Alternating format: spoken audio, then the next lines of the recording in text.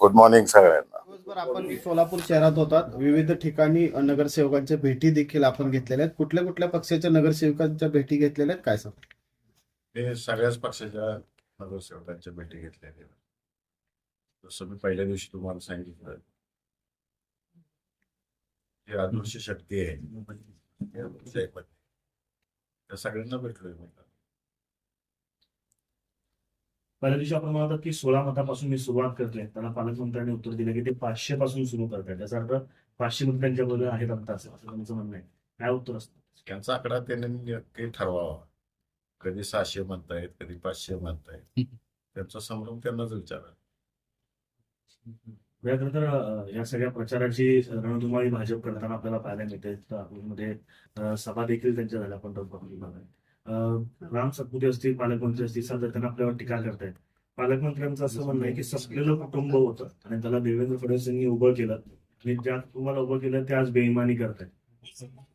लोकशाही आहे, सगळ्यांना बोलण्याचा अधिकार आहे. तुम्हाला हे समजत नाही, या सोलापूर जिल्ह्यामध्ये कुठलंही इलेक्शन लागलं, मोहिते पाटील उमेदवार जरी नसले तर मोहिते पाटलांवर टीका करणं सोडून दुसरं काहीच जमत नाही. इलेक्शन कशाचे, त्याच्या विकासाच्या मुद्द्यावर बोललं गेलं पाहिजे, त्याच्यावर कोण बोलतच नाही. त्यांची मर्जी. आम्ही आमचा विकास काय करणार आहे, लोकांना काय देणार आहे, मतदारांना कशा पद्धतीने त्यांच्या प्रभागामध्ये काम केली जाणार आहे, त्यांना कशा पद्धतीने मदत केली जाणार आहे, याच्यावर आम्ही आमचा प्रचार करतो. यांचा मात्र वैयक्तिक ह्याच्यावर चालू आहे सगळं. पण हे जे टीका आहे की मोहिते पाटील कुटुंब संपलेलं होतं आणि त्याला फडणवीसांनी उभं केलं, हे म्हणणं कितपर्यंत योग्य? या सोलापूर जिल्ह्यातल्या जनतेनं आम्हाला उभं केलंय, तो नेऊन ठेवायचा आहे ही जनताच ठरते. काळ बदलला आहे. आज कोतवाल पण नमस्कार करत नाही, राज्य गेलं पण थाट गेला नाही, अशा प्रकारची टीका पालकमंत्र्यांनी आपल्यावरती केली. मगाशीच सांगितलं मी तुम्हाला सगळ्यांना, इलेक्शन कशाचं आहे, कशावर टीका करत सुटले, या जिल्ह्याला काय देणार आहे त्याच्यावर कोण काय बोलतच नाही. पण थेट अशा प्रकारे टीका करतायत की कोतवाल देखील नमस्कार करत नाही. म्हणजे कुठंतरी वेगळ्या पद्धतीनं ही निवडणूक जाते असं वाटत नाही. त्यांची संस्कृती दाखवून देते. साहेब, काल राम सातपुते असं म्हणतात की एका सभेदरम्यान की हातात फोन घेऊन बसले होते ज्यावेळेस विड्रॉल करायचा शेवटचा दिवस होतो, की आम्हाला मुख्यमंत्र्यांचा फोन येईल, पालकमंत्र्यांचा फोन येईल, अशा अपेक्षेने बसले होते. अशा पद्धतीची टीका केलेली आहे तुमच्या.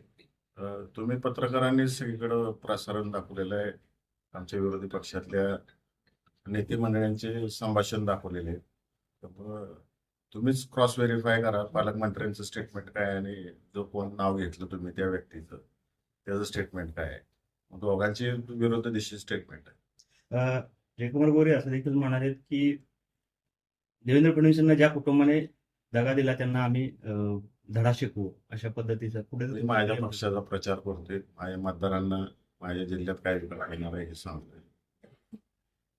देवेंद्र फडणवीसांनी काय साथ दिली, काय तुम्हाला उभा करण्यासाठी काय याच्यापूर्वी अनेक वेळा बोललेलं आहे आणि उघड उघड बोललेलं आहे. काय मदत केली जाहीरपणाने सांगितलं, ते जाहीर आभारही मानले. भैया, उत्तम जानकरांबाबत आपण म्हणाला होतात की घरातली भांडणं घरात मिटली का? घरातली मी का सांगू कशी मिटली काय मिटलं का नाही ते दिसेल तुम्हाला. राम सातपुते असं म्हणतात की यांना विधान परिषद निवडणूक लढवण्याची पुढं हिंमत नाही केली पाहिजे यांनी, यांना असा धडा शिकवा. 4 वेळा संपलेल्या व्यक्तीवर मी बोलत नाही. तर पालकमंत्री काल भाषणामध्ये असंही म्हणाले की मी या जिल्ह्याचा पोस्टमॅन आहे आणि तुमच्या मदत येते मुख्यमंत्र्यांपर्यंत पोहोचवतो आणि तिथून जर मला आदेश आले की कार्यक्रम करायचा तर मी एखाद्याचा कार्यक्रमही करतो आणि कोणाचा कार्यक्रम लावायचा असेल तर त्याचा कार्यक्रमही लावतो. ते पालकमंत्री पोस्टमन आहेत हे त्यांनी ठरवावं. भैया, खरं तर आपल्याच गटाचे आणि आपल्या पक्षाचे आमदार आहेत करमाळ्याचे, त्यांनी जाहीरपणे पाठिंबा जो आहे तो भाजपला दिलेला आहे. काय नक्की कारण आहेत? कारण अर्ज भरायच्या वेळी सुद्धा ते होते, त्यानंतर जाहीर बैठक घेऊन त्यांनी पाठिंबा सुद्धा दिलेला आहे नारायणराव पाटील. त्यांनाच विचारलेलं बरं आहे मला विचारण्यापेक्षा. माझे मतदार माझ्या बरोबर आहेत, मतदारांबरोबर काम करतोय. त्यांचे म्हणजे जेडपी सदस्य आहेत त्यांचे काही किंवा जे पंचायत समिती सदस्य, ते सुद्धा त्या बैठकीत होते. आणि कुठेतरी ते आपल्यापासून त्यांनी फारकत घेतली आहे का, आणि याचा परिणाम आगामी लोकसभेवर होईल का? 600 अदृश्य मतदार माझ्या बरोबर आहेत. साहेब की राजेंद्र राऊत यांनी मध्यंतरी काही दिवस अगोदर डीसीसी बँकेचा घोटाळा बाहेर काढला होता आणि त्याच्यामध्ये जे आहे की जे आत्ता भाजपमध्ये आलेले नेते आहेत आणि पूर्वी आपल्या पक्षात असतील किंवा अन्य पक्षातले जे नेते आहेत त्यांची नावं प्रामुख्याने होते. आता ते नेते भाजपमध्ये आहेत. ही अदृश्य शक्ती हेच नेते आहेत तुमच्या पाठी. माझे मतदार, माझ्या उमेदवारांचे मतदार हे अदृश्य शक्ती आहेत. आणि आम्ही कोणतेही विषय काढलेले नाहीत. आम्ही दुसऱ्या मुद्द्यांवरही इलेक्शन लढत नाही. स्थानिक स्वराज्य संस्थे जे आहेत त्या मुद्द्यांवरही इलेक्शन लढतोय. त्यामुळं कुणाला कुठल्या गोष्टी आम्ही न बोलता काय लागत असेल तर त्यात आम्ही ही जबाबदार. निवडणूक जी आहे ती जिंकल्यानंतर पहिली सभा जी आहे विजय सभा ती मी अकलूजच्या चौकामध्ये घेणार आहे अशा प्रकारे, आणि त्याच वेळेस मोहिते पाटलांना उत्तर देणार असं उमेदवार राजेंद्र राऊत म्हणतात. लोकशाही आहे, स्वागत आहे त्यांचं अकलूजमध्ये. ह्याच्यापूर्वी अनेक पक्षांच्या, अनेक मोठ्या नेते मंडळींच्या सभा अकलूजला झालेल्या आहेत. आणि अकलूज हे फार विचारवंत गाव आहे. लोकशाही मार्गाने यावं, त्यांना जे काय करू वाटतंय ते करावं, आमचं ना म्हणणं नाही आहे. ह्याच्यापूर्वी आदरणीय प्रमोद महाजन साहेबांची सभा झालेली आहे, पवार साहेबांच्या झालेल्या आहेत. अगदी जुनं सांगायचं झालं तर देशाचे माजी पंतप्रधान चंद्रशेखर साहेबांची पण अकलूजला सभा झाली. अकलूजला ह्या गोष्टी नवीन नाहीत. अनेक पक्षाचे अनेक लोक येऊन अकलूजमध्ये सभा गाजवून गेलेले. आमच्या विरोधातले असतील, आमच्या बाजूचे असतील, अकलूज नेहमी सगळ्यांचं स्वागत करतो. मग या कशा पद्धतीचे मुद्दे घेऊन आपण या निवडणुकीत प्रचार करताय? कारण 1 to 1 असा प्रचार होतोय. काय मुद्दे प्रामुख्याने असतील आणि काय? आमचे प्रामुख्याने मुद्दे हे आहेत की जो मतदार ह्यामध्ये निवडून आलेला आहे त्याला लोकांनी विश्वास ठेवून निवडून दिलेले हे सगळे मतदार आहेत. आणि त्यांना त्यांच्या त्यांच्या प्रभागामध्ये त्यांच्या त्यांच्या गावाचा विकास करायचा आहे. आणि हा विकास करत असताना कुठं राजकारणाचा दुजाभाव झाला नाही पाहिजे. आणि त्यांच्या हक्काचा निधी त्यांच्या प्रभागामधला असेल, त्यांच्या गावचा असेल, तो मिळाला पाहिजे. आणि तेच आम्ही प्रामुख्याने मुद्दे मांडतोय. मतदारांना आश्वासित करतोय की आम्ही तुमच्या मागे खंबीरपणाने उभा राहू. भैया, खरं तर सुरुवातीला काँग्रेसने देखील अर्ज भरला होता आणि आपण देखील एबी फॉर्मवर अर्ज भरला होता.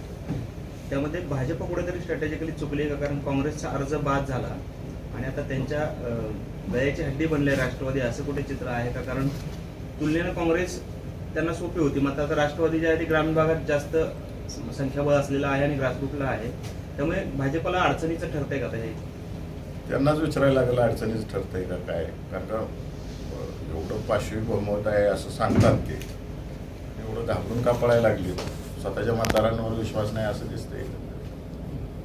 सुभाष देशमुख असं म्हणालेत की भाजपकडे अदृश्य शक्ती आहेत आणि ह्या सर्व शक्ती आमच्यासाठी काम करतील. हा औपरोधिक टोला होता भाजपच्या नेत्यांना की काय वाटतं? मी पाहिली नाही, सुभाष देशमुखांची मुलाखत पाहिली नाही, त्यामुळे मी त्याच्यावर मत व्यक्त करणं योग्य नाही. एमआयएमची भूमिका काय आहे तुमच्या बाजूने? महाविकास आघाडीच्या बाजूने आहे काय? मी सगळ्याच मतदारांना भेटतोय आणि पॉझिटिव्हिटी दिसून येते या सगळ्या मतदारांची.